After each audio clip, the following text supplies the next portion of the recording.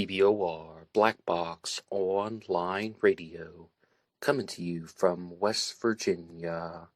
BlackBoxNid88 on Instagram for the bonus podcast. And welcome to BBOR, the home of true crime talk radio and your premier destination for unsolved mysteries, criminal psychology, and exploring the dark side of cyberspace. My name is Ned DeHaan, and I am your host, as well as the creator of AstroPsych 400 here on YouTube, and regular contributor to the Zodiac Killer channel. And a great way to support these shows is just by listening to some more content. But you can also go over to Amazon.com and have a look at the book Killer on a White Horse, written by me, Ned DeHaan.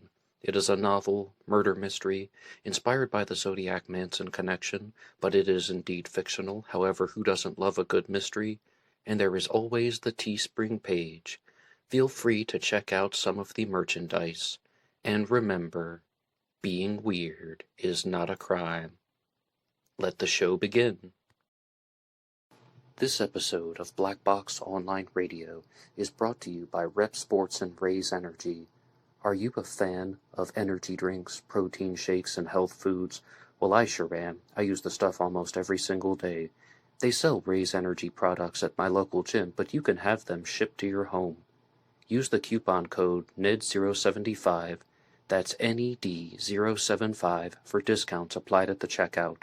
The link is in the description box. Okay, hello everybody. Today is Monday, another Zodiac Monday. Welcome to the show. Just a couple of quick announcements before we begin.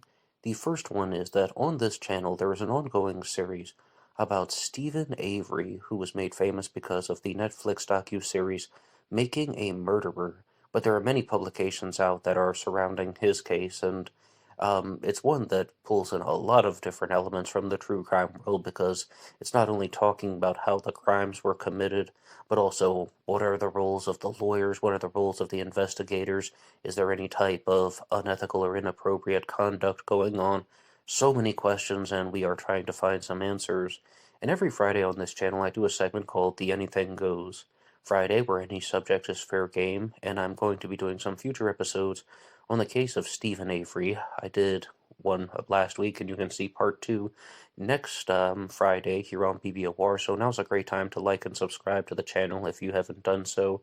And if you would like to download this program, you can use LaunchPad 1. You can download the audio version up as a pure podcast, take it on the go anywhere and anyhow. If you would like to download the video version, you can use YouTube Premium, but that one you have to pay for. LaunchPad 1 is free. It's under the same name, Black Box Online Radio, but the easiest way to find it is to just go into the description box and to find LaunchPad 1. But in addition to Zodiac Mondays and the Anything Goes Friday, I started doing a segment on Wednesdays about the Long Island serial killer, and I do have another piece of info to share with you, and that relates to the way that one person was responding to the victims. I did an episode recently on the case of Maureen Brainerd Barnes, who was the first member of the Gilgo Four to have been murdered. 4 of the list victims are referred to as the Gilgo Four, and somebody wrote in saying, "What's the fascination with this? She was a prostitute. Better people have died who are more worthy of discussion."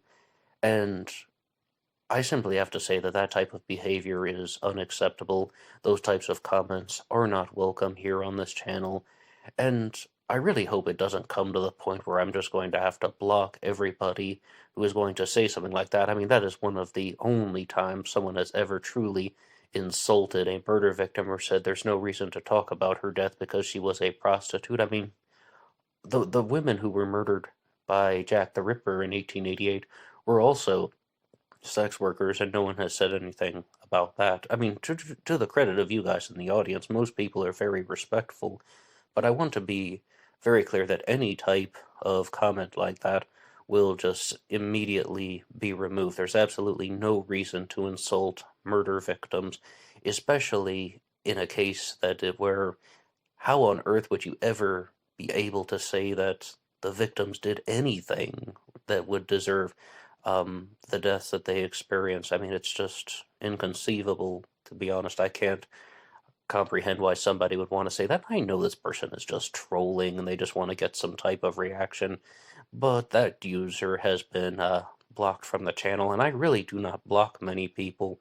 The only people that truly get blocked are ones who, as I said, are insulting the victims, or if somebody is going to say something nasty about other people's family members, or perhaps if there's any type of spamming and repetitive harassment going on, all of those comments are going to be deleted and the accounts will be hidden from view. So let's just keep it clean in the comment section in regards to showing respect to the victims, because with these murder stories, it's just that innocent people were killed.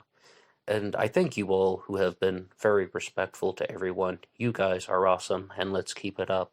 But now to get to the Zodiac Killer discussions. This is the Zodiac Killer News Report, and to be very frank with you, I mostly just talk about anything that I have found about the Zodiac Killer, anything that I've been reading about the Zodiac Killer, and I just share some things with you guys. But this news report is going to earn its namesake because there has been so much coming out, and there are so many news developments that are either directly Zodiac Killer related or, as we'll see, loosely Zodiac related. And I would like to start with the arrest of the Chinese Zodiac Killer. And somebody was mailing in letters last year claiming to be the Chinese Zodiac, and they were not very well designed. I did one previous episode on this person, but at that time, we absolutely did not know who the letter writer was, and this is going to be an article from the Union Leader, which is going to help us out. It was written by Jonathan Wheeler, just citing the source. It is called Chinese Zodiac Killer Arrested After Sending Threatening Letters to Victims in New Hampshire and Other States. In New York, a man was arrested and charged on Thursday after allegedly sending threatening letters in the mail.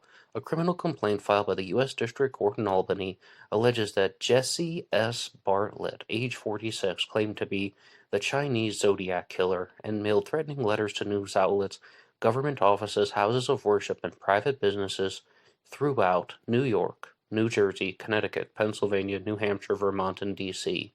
In the letters, Bartlett is accused of sending, which he claimed he had killed, people and ate their flesh and intended to kill more people. The federal mailing threatening communications charge has a maximum sentence of 5 years in prison with a fine of up to $250,000 and a supervised release of up to 3 years. Bartlett made his initial appearance in court on Thursday before U.S. Magistrate Judge Christian F. Hummel and was ordered to be detained pending a hearing on Monday. The FBI searched the collection of letters, which totaled 21, that had the same return address in Syracuse. The letters were addressed to religious institutions and places of worship. They say that Bartlett was spotted on Sunday placing what appeared to be a brown package into another USPS collection can in Watertown. The recovered letters were addressed to law enforcement agencies and politicians. The letters to politicians and law enforcement read in part, "Every month since November, I have killed both male and females. It is possible that I am killing individuals whose identities are impossible to track, i.e., homeless, runaways, illegal immigrants, and destroying all the evidence so efficiently."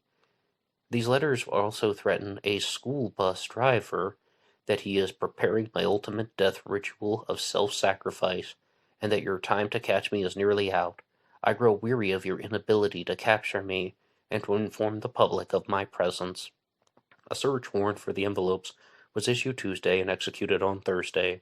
According to the affidavit, 21 envelopes addressed to politicians were signed by the Chinese Zodiac Killer, while 21 other letters that were addressed to religious institutions and other places of worship were signed by Aleister Crowley, someone who is referenced in the letters of the Chinese Zodiac Killer. Aleister Crowley was a 20th century British occultist who celebrated Satan. The website says that his ideas were influential in Satanism and that his 1913 poem, A Hymn to Lucifer, describes Satan as the provider and soul of rebellion to the universe.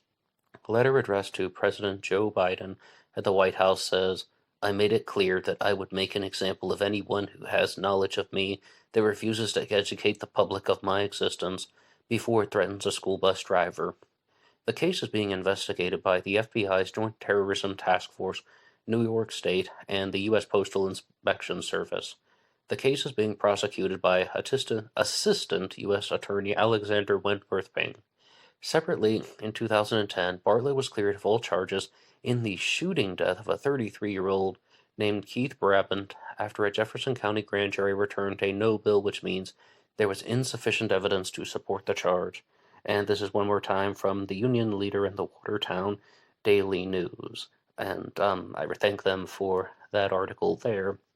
But I'm sure that some of you guys who follow the Zodiac Killer news reports, and those of you out there who know the Zodiac Killer case even better than I do, will have a lot to say about that article immediately. Firstly, the Watertown Connection, because a very famous Zodiac suspect, Richard Gaikowski, was born in Watertown, South Dakota, and some people even think that water has some type of connection, like Gareth Penn talked about this in his Zodiac theory, which was put into the book Time 17, but he did a famous interview on the TLC channel where he just laid it out very easily. I'm only citing that one because you can watch it on YouTube. And it talks about how the taxi driver Paul Stein was murdered on October 11th of 1969, and that changed all of the Zodiac killers' MO, the pattern, everything. The first three Zodiac incidents involved the Zodiac attacking a man and a woman. A male and a female are present, but where? Lake Herman Road, Blue Rock Springs, Lake Berryessa. These are talking about bodies of water, lakes and springs. And then Paul Stein is murdered around Washington and Cherry Street, trying to go to Washington and Maple Street. Well, where's the connection to water there? I mean, it could have been about driving a taxi driver to a specific point on a map, and then Gareth Penn went a little bit too far and said Wash in Washington counted as a body of water, and he said that there was a fire hydrant nearby, and he thought that the Zodiac killer was Michael Henry O'Hare, and that his name was actually Michael H2O, Michael Henry O'Hare, 2 H's, 1 O. So that's one example of the bodies of water connection. And then, as I said previously, about the Richard Gaikowski one, which is given a little bit more consideration to this day.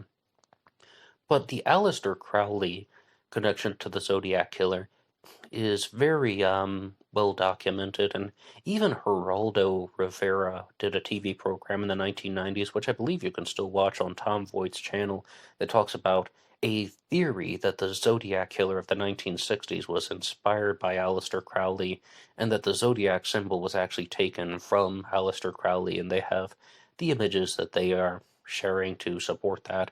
But I always go back to this one commentator named Logan Albright, who gave his 2 cents on the subject about Aleister Crowley and this whole satanic connection, and that was that what you need to remember about Aleister Crowley is that, yeah, he's talking about this stuff about Satan and Lucifer, the hymn to Lucifer, but what Aleister Crowley truly wanted was to just be a famous writer. He wanted to be a literary great, and it didn't seem like that was going to happen, so he used the Satanism and the Luciferian image as a way to springboard himself into prominence. That was that guy's take on the subject, but it's something that I always think about when I read these things. They're like, ooh, this guy wrote a poem called The Hymn to Lucifer. He must be dark and scary.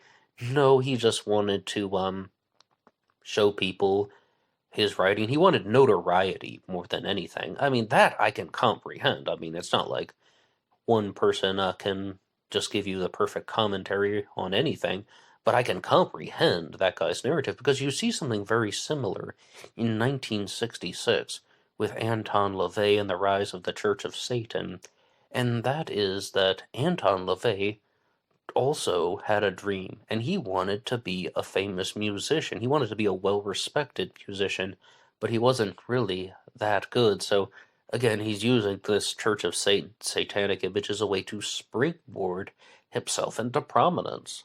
And in that article that I was just reading about the Chinese Zodiac killer, you also heard that he threatened a bus driver. Now, that is not from one of the confirmed Zodiac crimes in 1968 and 69. That it was done in 1962 by the person who killed Ray Davis in Oceanside, California, and the person said, "I'm going to get me a bus driver next," or something to that effect. So, no matter what, I think that this person, Jesse the Chinese Zodiac, had some type of familiarity with the Zodiac case.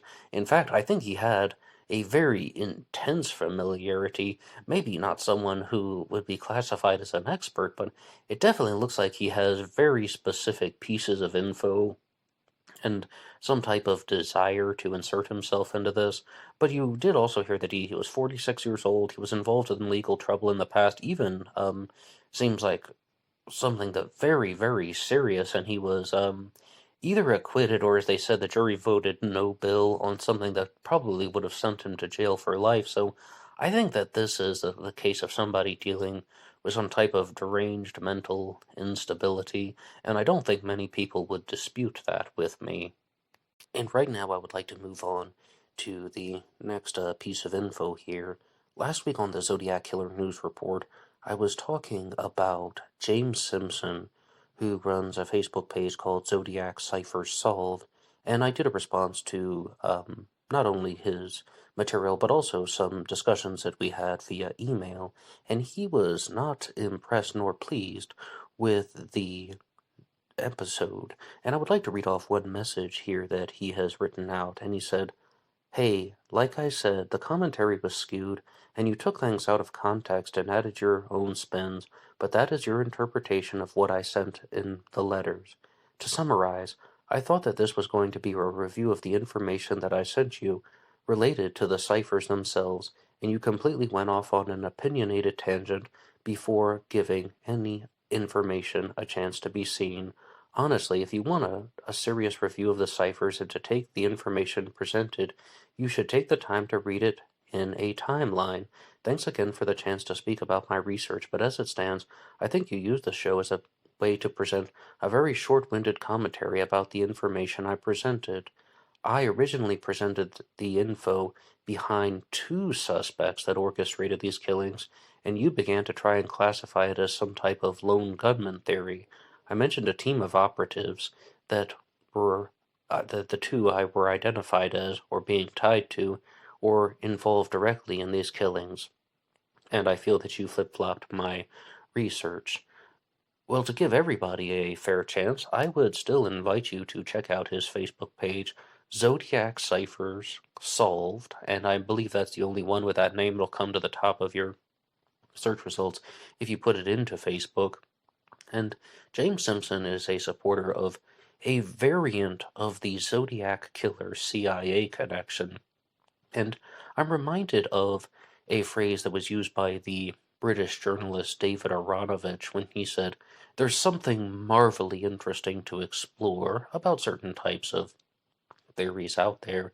And the 2 points that I did share from his messages that we had discussed that I put into last week's Zodiac Killer News Report were a hidden message that he had found in the Bates letters and the involvement of someone named Michael Aquino. And Michael Aquino is someone who has been discussed by quite a few different people, but James provided his own take on the subject, which I thought was fairly original. But about the Bates letter, that it's actually a message that contains Hebrew meanings that Bates had to die, there will be more is actually Bate Shad for pi, and you can hear last week's Zodiac News Report if you haven't heard that, and you can also check out his Facebook page, Zodiac Cipher Solved. To be very clear, I don't agree with that because I think that the Bates letters were created by the hoaxer or the prankster whom Riverside PD was talking about in 2021. But you always want to hear what other people have to say, someone else's take on the subject, and I'm sorry that he felt that I was only pulling out the parts of the ciphers and or the parts of his commentary on the ciphers that stood out to me the most. But if you visit his Facebook page, you can hear everything and read everything in its entirety. Rather, Zodiac Ciphers Solved. And speaking of subjects that are marvelly interesting to explore, I have to give a shout out to Kelly Marshall for checking out Black Box Online Radio. Kelly Marshall is the woman who is the subject of the documentary Zodiac Rush to Editor, which talked about a solution to the 340 cipher a few months before David Ornchak, Jarl Van Eyck, and Sam Blake released their solution, which was signed off by the FBI. And you can watch that documentary called Rush to Editor on her channel called Just a Sleuth. I repeat, the name of Kelly Marshall's channel is Just a Sleuth, and she wrote into Black Box Online Radio saying that she had released 2 new videos on the Just a Sleuth channel. The first one is called Zodiac Killer, My Name is Code Solved, and the second one is Zodiac's Secret Pal Decoded.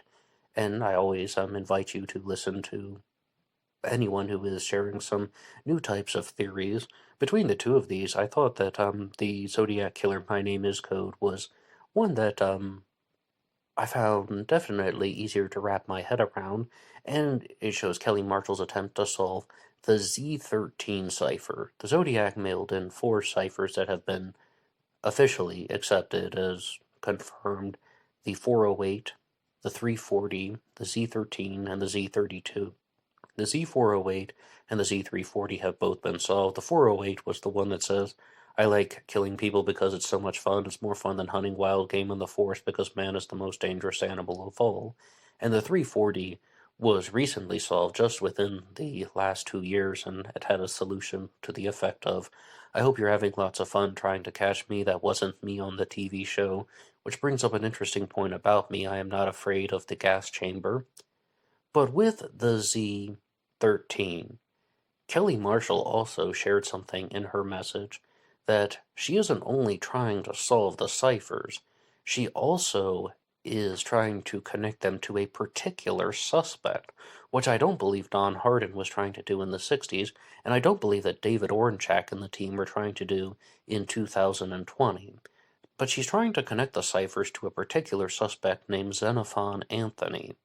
And there's still some debate over how to pronounce his name, so excuse me. When I look at that, I always think of Xenophon, because that's how I first learned about the classical historian. But with Xenophon Anthony, he was Harvard educated. He seems like somewhat of a successful businessman. I was just looking at this one article that said he was 38 years old at the time. But the clues that Kelly Marshall has found in the Z13 will be best explained in her video, but I hope I interpret this correctly. She said that it's 13 symbols for a reason, and it really relates to the 2 in the center, the K and the M. To be very clear, there are 13 symbols: A, E, N, a circled 8, the letter K, another circled 8, the letter M, and then there is the Aries sign, and then there's an NAM. But the focus should be on the letters K and M, and if anything, I think it's a very brilliant observation when she shows that the Zodiac seems to have this type of fascination with the letter K. Now, why would that be? Even on Kelly Marshall's solution to the 340, she pointed out that the Zodiac had a backwards K, like the one character was crossed out and the backwards K was written in, and she made the correct observation that that means that it's not a dud. Because you gotta remember, at that time, people were saying that one cipher was solved very easily, and then there are these 3 ciphers, the Z340, the Z13, and the Z32. They could all be duds. They could all be red herrings. They're just nonsensical. No one's ever going to figure them out. Well, there was a meaning. So, I mean, that is true. But what does K have to do with Xenophon Anthony? I was thinking about that, like, okay, my name is, right? But, I mean, Xenophon Anthony's middle name was Lusby, Lusby, and I'm like, how on earth is she going to find something with K and M? They have nothing to do with his name.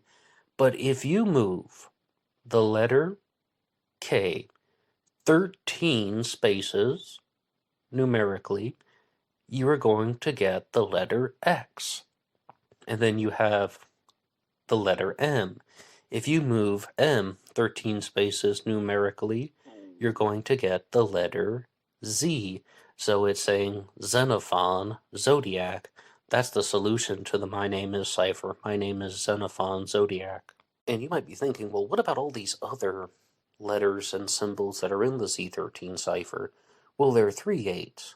And Harvey Hines was the first person that I have found to do this who thought you're supposed to add those together. 8 plus 8 plus 8 equals 24. 8 plus 8 is 16, and then 16 plus 8 is 24.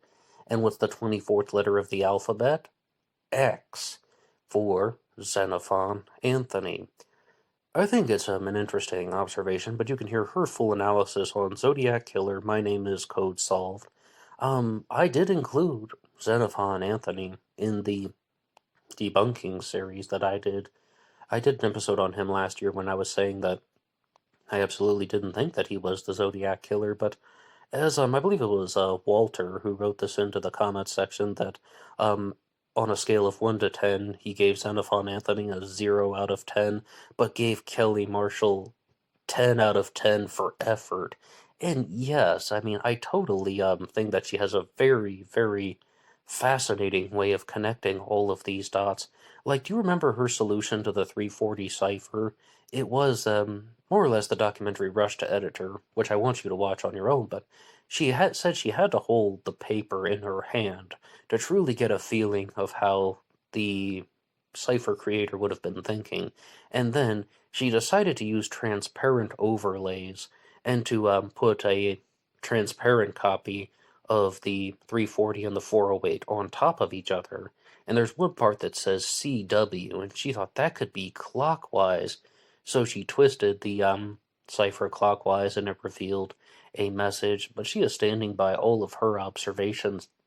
And in all seriousness, I think that David Orenchak's solution doesn't immediately prove her wrong, because hers is all about using a totally different method. Yes, there could be a cipher meeting on top, but there could also be one in a hidden way. Now, both Kelly Marshall and a researcher named Welsh Chappie have thought of a different way to connect Xenophon Anthony to the Zodiac Killer mystery that is talked about in her Halloween card episode. I first heard this one from Welsh Chappie, but Kelly Marshall included it in her Halloween card analysis, and that is that there's a part of the envelope that says, "Sorry, no cipher," but it's written in the shape of an X. And it says, "Sorry, no cipher," going 2 ways. And I thought that perhaps that is too much of a stretch, or, I mean, that's just an X. I mean, I don't even know if you could connect that to anyone's identity. Sorry, no cipher, sorry, no cipher. I mean, okay, the guy's first initial is X, but anytime you see an X, you're going to think that's Xenophon Anthony. So, being a little bit critical there. But I was challenged once by Wells Chappie to provide a source for something that I stated in the debunking video that I did on him, and that was that Xenophon Anthony becomes a Zodiac suspect because on the night that Paul Stine is murdered, October 11th of 1969, he was seen by an 8-year-old who identified him from the neighborhood because he lived very close by. I thought it was 15 minutes walking distance. I think Kelly Marshall said it was 12 minutes walking distance. He lived in the vicinity of the Stine murder. But the point that I was being challenged on was that the witness saw him not at the taxi cab, but a few hundred yards away. And what I was doing was I was citing an article that had been written by Crime and Time, which you can see here on the screen, that the 8-year-old witness saw him walking a few hundred yards away, so it means that he wasn't even actually seen that close to the taxi. I mean, I'm not pulling this stuff out of thin air, and I'm not making it up. That's where it came from. Now, is that a historically accurate statement, or did Crime and Time get it wrong? Perhaps. I did find the link to Richard Grinnell's website where the report was posted about Xenophon Anthony. I didn't read anything that conclusively stated that he was this many meters away from the taxi cab when the 8-year-old witnessed him. Either that or I'm blind, and I confess to you, sometimes I am blind as a bat when it comes to reading police reports, but I just wanted to share that in the end. But what do you think about Xenophon Anthony as a Zodiac killer suspect? And please weigh in the comments section down below. And, one final thing on him is, in the past, I was doing Zodiac Mondays about any subject, and the episodes were devoted to a single subject, and I had wanted to do one about the closest matches to the Zodiac composite sketch. And I think that Xenophon Anthony is one of the closest matches. I mean, I would like to compare the different suspects by the composites done when? After the Stein murder.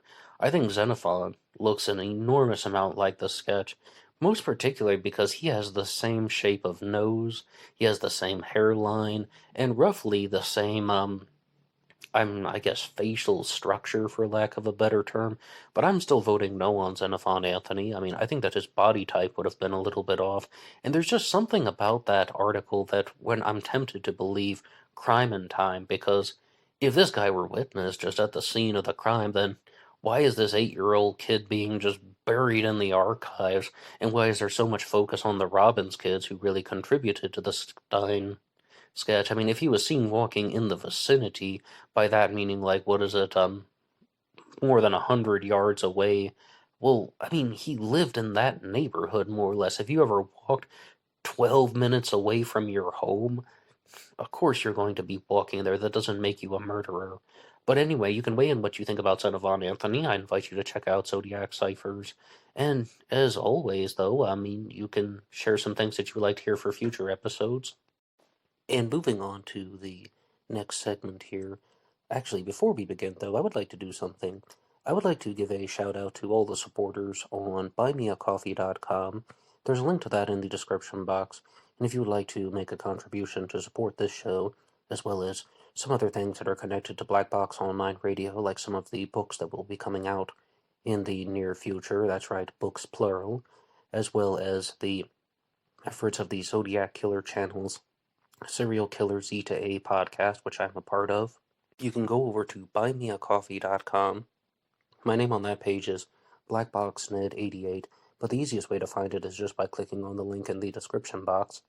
And this week's supporters are William Evans 1, Floyd Black 53, The Bible Group, and Stephen Walker, also possibly known as Steve Evans. So, thank you so much to all of you guys. You are absolutely awesome, and I'd like to read your messages here. The first one says, I just had to buy you a coffee because the Bernie Sanders Zodiac connection, which you talked about last week, was so flippin' funny. Thanks, Ned. Hey, much appreciated. The next one is, Hi, Ned. The Bible Group certainly appreciates your hard work and consistency. God bless you and yours.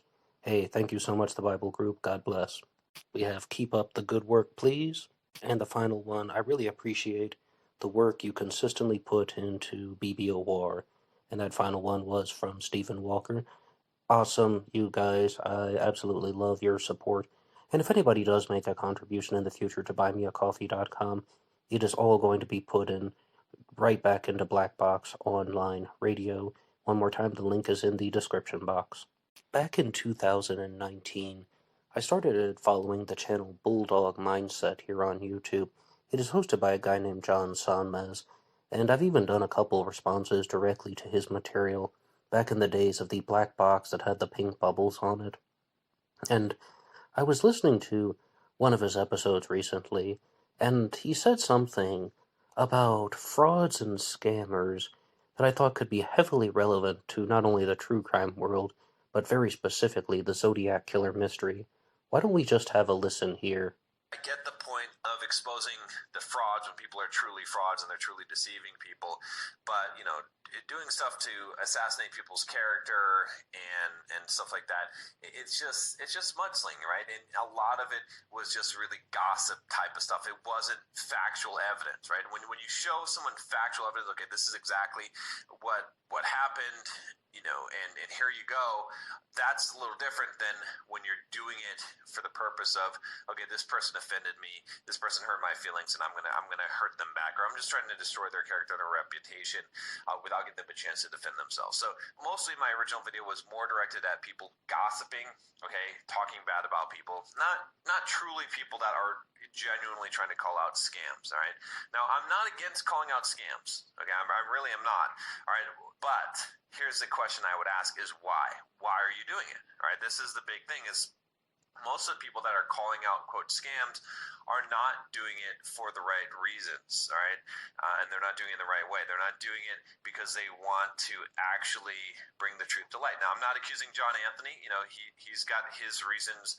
I don't always agree with them or the methods or whatnot, or even just doing it, but I'm just saying in general. Again, every time I'm talking about this kind of stuff, I'm not talking specifically about a person unless I say that I am. I'm not above talking specifically about a person, but if I do that, it's going to be just to point out specific things, just like I'm doing in this video, right? In this video, I'm responding to what John said. And that goes off on a little bit of a different subject, but I think you can get the idea there that it's perhaps good to call out people who are genuine frauds or scammers if you have sufficient reasons, and not attacking people's character, but rather pointing out how is somebody actually operating a scam. And that video that he was doing there, as you heard, he was not talking about anything in the true crime world. He was talking about another YouTuber named John Anthony, and I guess they have some type of dispute. I wasn't even familiar with that. But how does that soundbite there relate to the Zodiac killer mystery? Because let's not kid ourselves, lots of people are selling for-profit books and for-profit materials, and I personally believe that several of them are genuine frauds and scammers. I don't mean somebody who has a theory that I disagree with. I mean, in this episode, I've talked about several people who have theories that I disagree with, but maybe they aren't scammers. Maybe they're not trying to lie to people to get their money. So who would be some people who are selling Zodiac books or Zodiac materials? Or even just someone who took the spotlight for a second to get their moment in the sun, their 15 minutes of fame, and they were genuine liars. Of course, perhaps you think that I'm going to call out the case breakers, the people who brought Gary Francis Post forward as a Zodiac suspect. And yes, I do believe that they are scammers, but I've talked about him a lot recently, Gary Post, as well as Dale Julin and the Case Breakers. So, all of that commentary is found in some of my other episodes here on Black Box Online Radio, and I would invite you to listen to those episodes. But how about a different person named Gary? Gary Stewart. And as you heard in the soundbite, you should, if you're going to call someone a scammer or a fraud, you should have a reason. Gary Stewart is the guy who's behind the book The Most Dangerous Animal of All, who brought Earl Van Best forward as a Zodiac killer suspect. He was saying that his biological father, Earl Van Best, was the Zodiac killer, and Earl Van Best was a real criminal.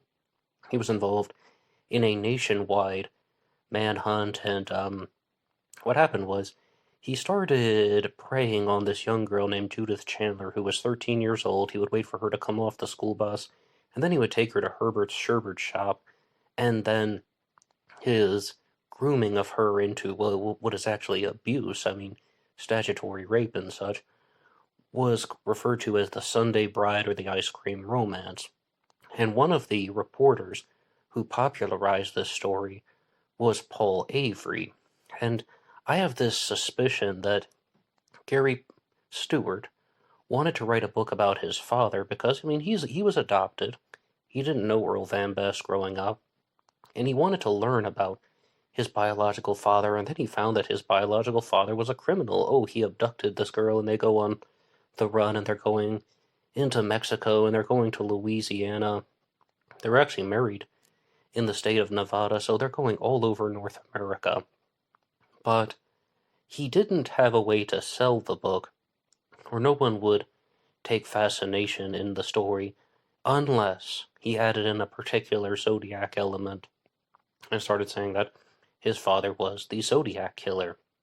And if we're going to do a little bit more than just make accusations, the docu-series that was done about Gary Stewart and Earl Van Best pointed out directly that there are certain places where somebody along the way must have lied. I mean, they went back to Atascadero State Hospital, where not only, they accuse Earl Van Best of going there, but I'll get to that. Arthur Lee Allen was at Atascadero State Hospital, and Gary Stewart created this whole story of Arthur Lee Allen says that somebody confessed to him at Atascadero State Hospital that he was the Zodiac killer, and he was proposing that that was his biological father, Earl Van Best. But the docu-crew went back and obtained the records, and Earl Van Best was not at Atascadero State Hospital, and also, when they looked at the copies of the records that should have been in possession by Gary Stewart, the words Atascadero State Hospital weren't even there, yet the copies that Gary Stewart had said Atascadero State Hospital. Somebody had written that on there. Someone had intentionally fabricated the evidence to make it look like Earl Van Best was somewhere where he wasn't. I mean, that would be an example of someone genuinely trying to deceive people by committing some type of fraudulent behavior. It's not just, I think it's a wild story. No, they may have caught someone somewhere trying to cheat.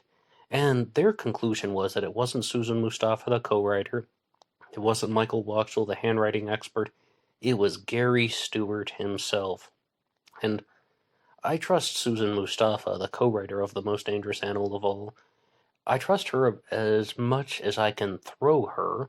I hope that sentence came out clearly. I wanted to be clear who Susan Mustafa was. Yeah, I don't trust her at all. I mean, she put on a performance in that documentary.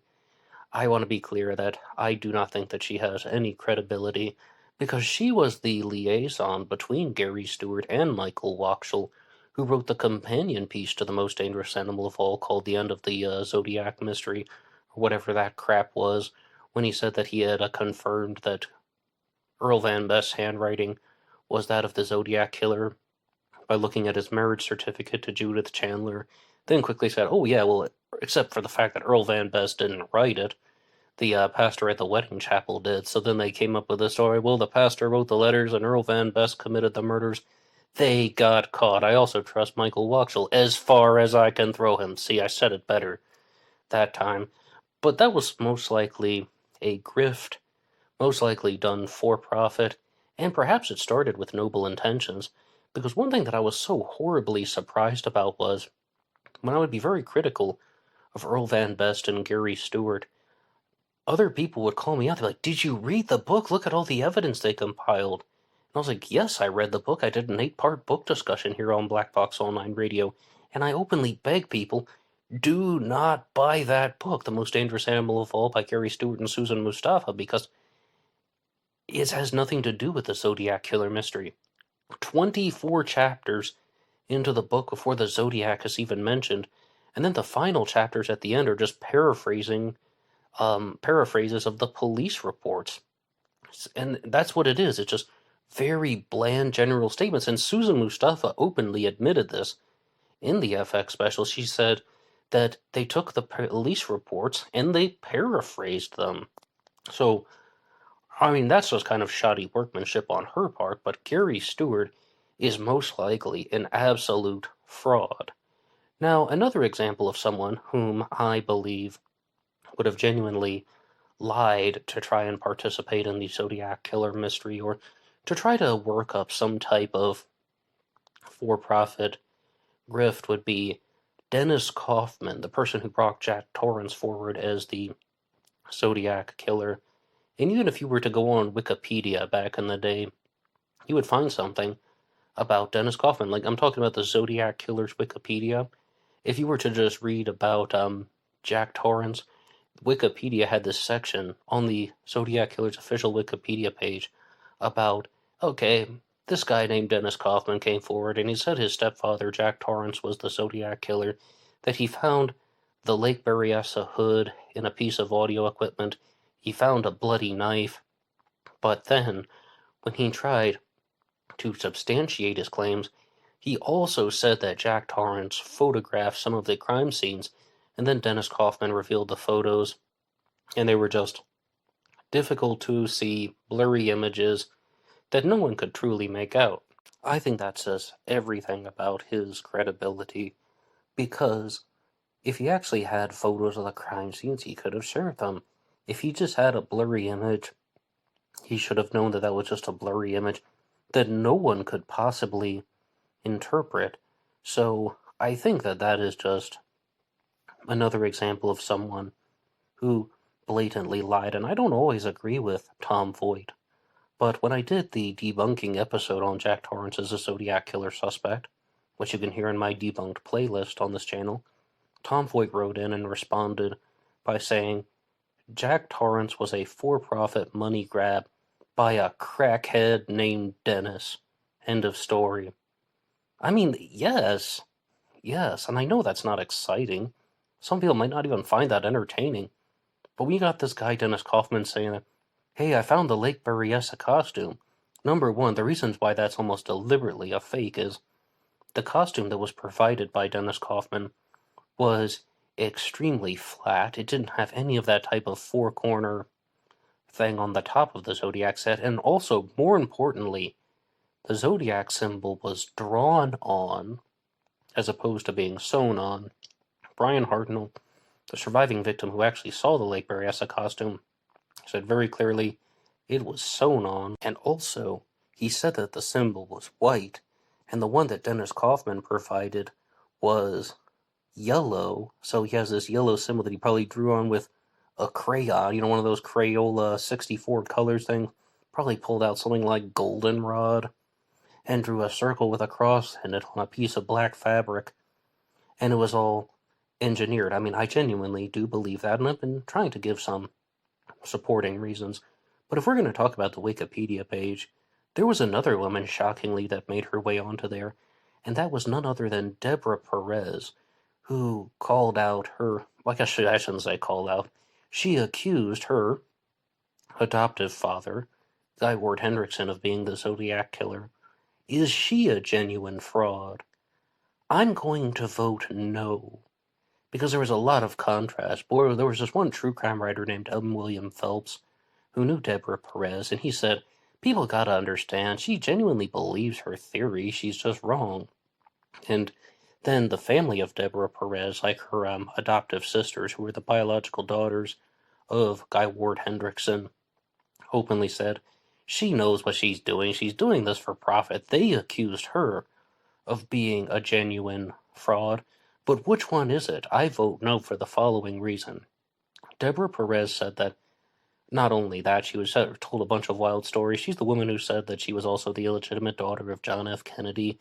She also said that she was present at least two of the crime scenes and could hear the gunshots, the Blue Rock Springs shooting and the Stein murder, and that her father stole Paul Stein's glasses and brought them back to the car where Deborah Perez was waiting.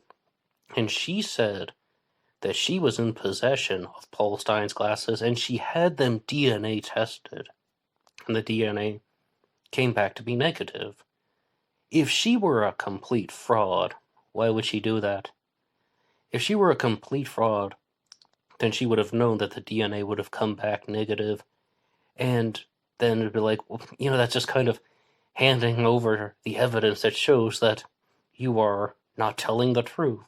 So I think that in her own deranged way, deranged isn't the right word, I think that in her own theoretical way, Deborah Perez had compiled these stories about how all of these events were true, and I vote that she was probably a genuine believer in her theory, but maybe she started using some of the darker parts of her imagination and suddenly connecting dots together that shouldn't have been connected. I absolutely do not think that Guy Ward Hendrickson was the Zodiac killer.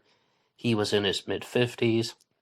He didn't live anywhere in the San Francisco Bay Area. He was from Orange County. And not only that, I think that just Deborah Perez's credibility is the biggest issue. So, everything just falls down.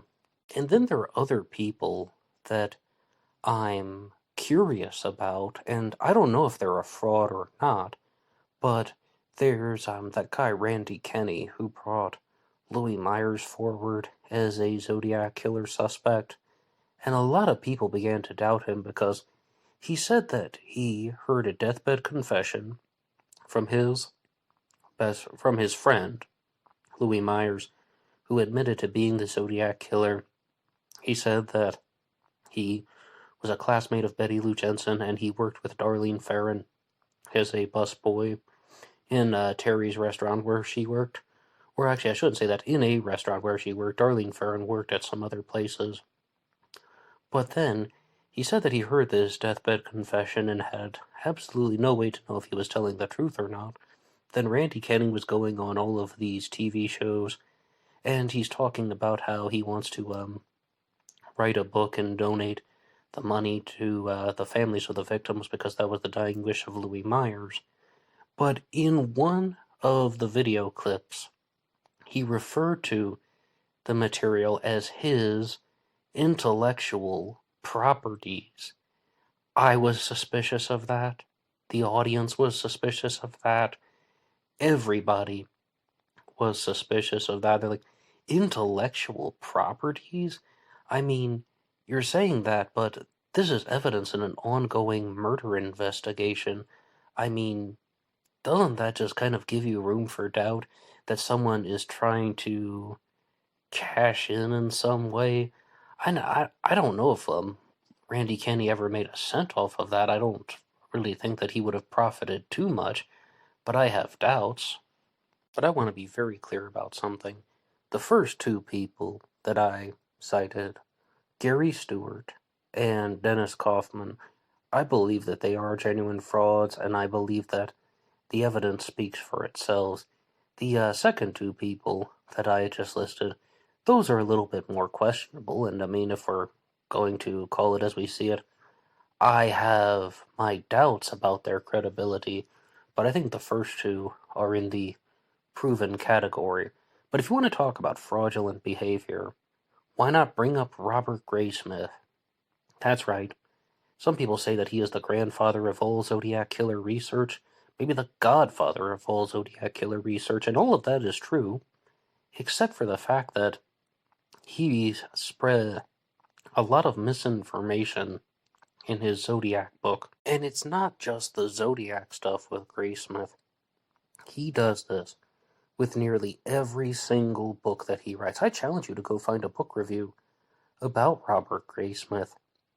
He talks all about how, the reviewers always just call him out on the same thing.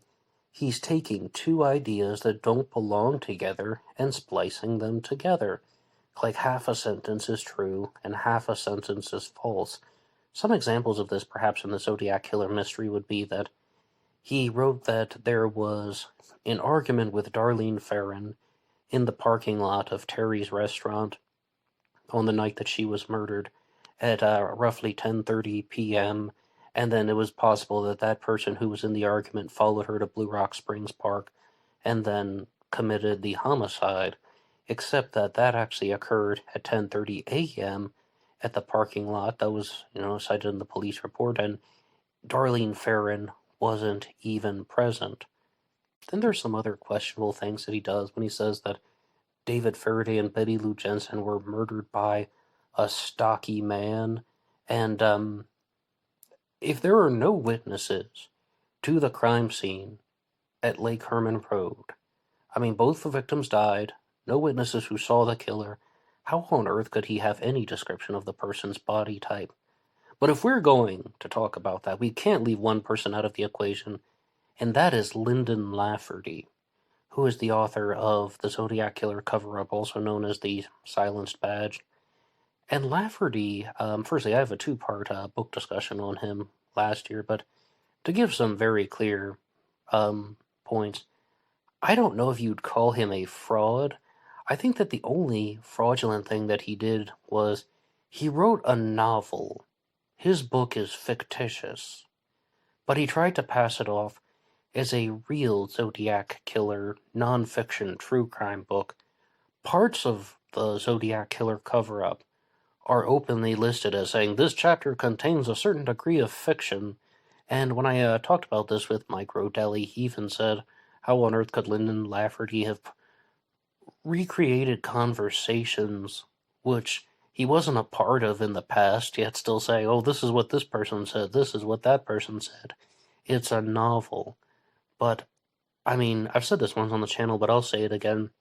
If you look at some of the theoretical statements that have been made by Lafferty, he came up with this idea about how the Zodiac killer was trying to operate in cycles, that his suspect, William Joseph Grant, committed the Lake Berryessa stabbing on September 27th of 1969, murdering Cecilia Shepard, and that the disappearance of Donna Lass was done to commemorate the one-year anniversary of the Lake Berryessa stabbing. That's why Donna Lass was abducted on September 26th of 1970. And then on October 26th of 1970, Nancy Benelak was murdered in San Francisco, so it's the 13-month anniversary of Lake Berryessa, 13 months from the Lake Berryessa stabbing, 1 month from the disappearance of Donna Lass. And that's just it. There's this type of metric that the Zodiac was using, except all of that is false. Donna Lass was not abducted on September 26th of 1970. She was abducted on September 6th of 1970. Nancy Benelak wasn't murdered on October 26th. She was murdered on October 25th. And, I mean, it's not only wrong, it's badly wrong, especially for someone who claims that he was an on-the-grounds investigator who had followed these events for 35 years. So I don't know exactly what happened. My guess would be, I repeat, my guess would be that he had a co-writer or some type of ghost writer who was just putting the info together and overlooked all the dates. Or the co-writer may not have genuinely known that he was making mistakes, or she. But also, there's even something else that it could be just what I said at the beginning. Lafferty wanted to write a novel to make his story sound more hyperbolic, more outrageous, more far out. And just that he tried to pass it off as a true crime book, which would be fraudulent. And I'm fairly certain that his book is garbage. I mean, I read it and it's filled with inaccurate statements. I don't have any idea what was in his mind or in his heart when he was composing it. But if you'd like to hear more about that, I would invite you to listen to my 2-part book discussion on Linden Lafferty. I would call him a fraud because no matter what, he crossed the lines and he didn't tell people when and how he was doing so. And there's a certain element of deception involved. So out of that giant little rambling segment, Gary Stewart, Dennis Kaufman, and Linden Lafferty would fall into that category. But also, I should point out, there is a book called The World According to Jack Torrance that takes Dennis Kaufman's theory and expands it, connecting it to the Black Dahlia Avenger, Jimmy Hoffa, and it's utterly ridiculous because they're trying to say that Jack Torrance's handwriting matches the Zodiac's by posting something that has handwriting that looks nothing like the Zodiac's. Very distinct circular shapes are found in the R's, or maybe ovular is the rather the correct word. I downloaded a free sample from Kindle, but I confess it's not very impressive. And next I would like to go to an article that was sent to me by Andrew Gray, which is called Police Hunt the Midnight Killer. And it says, no evidence to link two slayings to the Zodiac. And this is one that is going to talk about the way that some of these serial killers or motiveless crimes could happen. Berkeley. Police believe that they may be looking for a midnight killer who prowls the street out looking for lonely victims for motiveless murders. An intensive investigation was underway by Oakland and Berkeley detectives into the latest slayings. San Francisco police also compared the murders in the East Bay with the Zodiac killer, but said that they had no immediate evidence of a link. James M. Larson, a 21-year-old art student, was shot to death at about 11:30 p.m. Tuesday night on a street near his home. Within 45 minutes and 5 miles from the site of Larson's killing, the body of another shooting victim was found. The second victim was Griswold Wilson, age 55, a government worker who was shot and killed while walking his dog near his home in Oakland. Police said that both men were shot with a .38 caliber, and the ballistics confirmed it, but the tests are still underway to find out if it was the same gun which was used, the same .38, that is. Detectives said that they have been unable to find a motive for the shootings. Residents near the scenes said that they heard shots and found the victims lying in their own blood when they looked outside. Exactly 2 weeks earlier, 2 other men were shot by a mysterious gunman under remarkably similar circumstances. On October 27th, Norman R. Wagner, age 31, was shot to death while walking along University Avenue in Berkeley at 11:30 p.m. A half hour later, that night, Albert D. Smith, age 77, was seriously wounded 4 times by an unknown gunman who fired on foot and then fled. Police said that they have no concrete clues, but are working on the strong possibility that the 4 shootings are related. The other East Bay murders this year that are unexplained involve the August 20th shooting of policeman Ronald Tsukamoto, maybe it's pronounced Skamato, was shot and killed during the night in Berkeley, and on April 24th, Malcolm McGregor, age 44, was shot fatally in Berkeley, California as well. And this serial killer was called the Midnight Killer, and it appears that some people were thinking that there was a Zodiac killer linked to this, but you might be noticing some immediate differences between the Zodiac and the Midnight Killer, who was operating at some similar times, but the Midnight Killer seems to target only men. Did you notice that? All the victims were male. Also, there's absolutely no connection to the age range. One victim is 21, one is 77, one was 31, and it doesn't appear that they're going after people who have any type of particular occupation. It just seems that this is more of what you would expect from some type of thrill killer, but I think that the Chinese Zodiac that I was talking about at the beginning would do something like this. Someone who has a little bit more mental instability and someone who is less in control than the Zodiac killer who operated in the 1960s.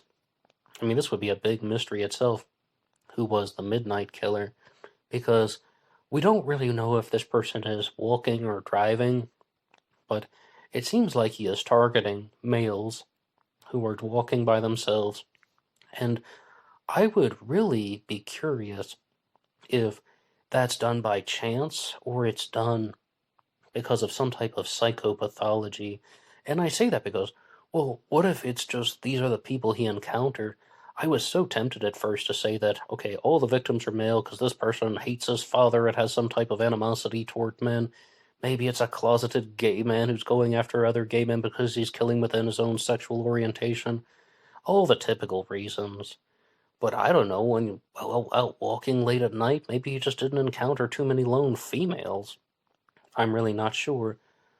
I would definitely think it's the former. I mean, you can weigh in the comments section down below. What do you think about this Midnight Killer? Do you think that this is someone who is targeting men for a reason? And share your first impressions. I'm sharing my first impressions. But it's absolutely different than the Zodiac. This person, the Midnight Killer, seems way more impulsive, way more of the type to give in to urges. Everything I'm saying about the Zodiac Killer is that he is in control, that he's doing the whole cold, methodical, and calculated issue, and he's doing the type of heavily planned, still cowardly, mind you. That would be a commonality between the two of them, that they're both all about sneaking up on people who are defenseless and then getting away. But I think that the fact that the crimes appear to be so motiveless was because they just, I guess I kind of jumbled that sentence.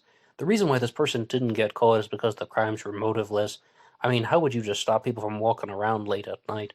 And there doesn't appear to be any clear reason for this, therefore the people can't figure it out. And we were just talking about that on Serial Killers today, the podcast that you can download about the Zodiac Killer as Zodiac Killer Channel production. I mean, that was a theory that was involving Arthur Lee Allen, that he was going to commit a series of motiveless murders, and no one would figure it out. But with the Zodiac, I think by now we know that the primary motive was to get his name in the paper, to get attention, to manipulate people, like the whole thing. Please wear some nice Zodiac buttons. Okay, if you don't have any nice buttons, can you wear some not so nice buttons? Ah, heck with it. Just wear any Zodiac Killer buttons. That'd be nice. I mean, that's more or less what, the, Zodiac seems to be trying to do. He's really all about attention, bragging, showing off, taunts. And this person here, the Midnight Killer, seems to be quite to the contrary. This person seems like he actually wants to commit the homicides. He's just doing it in a very covert way. He doesn't want to get caught. He doesn't want to brag. He just wants to commit the murders. And as you saw there, almost no pattern at all. One of them even had a name of Japanese origin, so it's not only targeting Caucasian males. And what do you think, though, about the Midnight Killer? And Andrew Gray, thank you so much for sharing this with me. Perhaps there could be a future Anything Goes Friday about this one. But that'll be all for me now. One more time, buymeacoffee.com/blackboxned88. Anybody can write the show at BlackBoxOnlineRadio@AOL.com. You can also get me on Facebook. My personal Facebook is in the description box. And there is always BlackBoxNed88 on Instagram for the bonus podcast. Until next time.